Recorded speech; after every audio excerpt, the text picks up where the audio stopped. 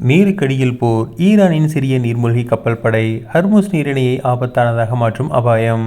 Iran Israel America போர் 4வது வாரத்தில் அடியெடுத்து வைத்துள்ளது. இந்த போரானது வான்வழி தாக்குதல்கள் மற்றும் தரைவழி தாக்குதலுடன் மட்டுமே நின்றுவிடவில்லை. ஹர்முஸ் நீரிணை நெருக்கடியில் ஒரு மறைமுகமான அச்சுறுத்தல் தொடர்ந்து நீடிக்கிறது. மேலும் இதனை கண்டறிவது செயலிழக்க செய்வதும் மிகவும் கடினமான ஒன்றாகும். ஈரானின் அதிவேக படகுகள் மற்றும் நிலத்தடி ஆயுத கிடங்குகளை இலக்கு வைத்து ஹர்முஸ் நீரிணைக்கு மேல் அமெரிக்கா A-10 அட்டாக் விமானங்களையும் மற்றும் அப்பாச்சி ஹெலிகாப்டர்களையும் நிர்ணயித்துள்ளது.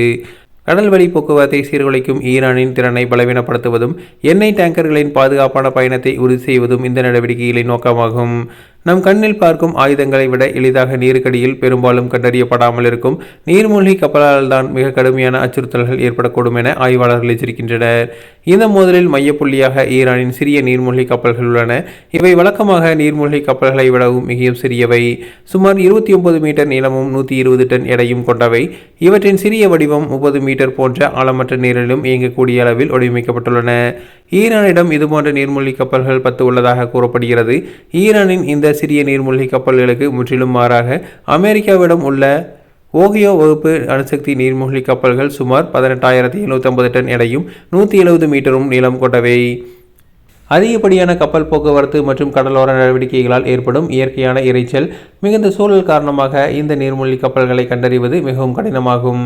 இந்த சிறிய நீர்மூழ்கி கப்பல்கள் டார்பிடோக்களை ஏவும் திறன் கொண்டவை. இதைவிட முக்கியமாக கடற்படை கன்னிவெடிகளை விரிக்கும் திறன் கொண்டவை. ஈரானின் இஸ்லாமிய புரட்சிகர காவல் படை வேகமாக தாக்கும் கப்பல்களை பெரிதும் நம்பியுள்ளது. இந்த படகுகள் ஸ்விம் டாக்டிக்ஸ், அதாவது கூட்டமாக சூழ்ந்து தாக்குதல் முறைக்கான வடிவமைக்கப்பட்டுள்ளது. இது குறுகிய நீர்நிலைகளில் பெரிய கப்பல்களை கூட சூழ்ந்து நிலைகுலைய செய்யும் திறனை அவற்றுக்கு வழங்குகிறது. இந்த கடற்படை பிரிவில் வான் பாதுகாப்பு அமைப்புகளும் கூடிய ஜூல்பகர் வகுப்பு படகுகள் போன்ற மேம்பட்ட தளங்களும் அடங்கும். இவை ஈரானின் மிகவும் சக்தி வாய்ந்த வேகமாக தாக்கும் கப்பல்களின் சிலவாகும்.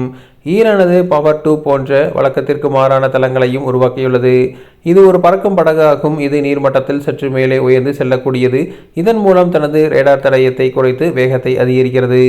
ஈரானின் கடற்கரையோரம் நிறுத்தப்பட்டுள்ள கப்பல் எதிர்ப்பு ஏவுகணைகள் அமைப்பிலிருந்து ஒரு பெரிய நீண்ட கால அச்சுறுத்தல் வருகிறது.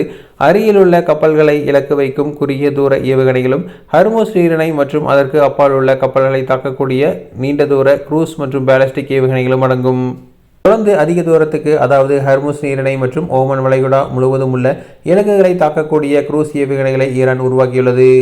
அபு மஹதி குரூஸ் ஏவுகணை இந்த வரம்பை கணிசமாக நீடிக்கிறது. இது 1000 கிலோமீட்டர் தொலைவில் உள்ள இலக்குகளை தாக்கும் திறன் கொண்டது என கூறப்படுகிறது.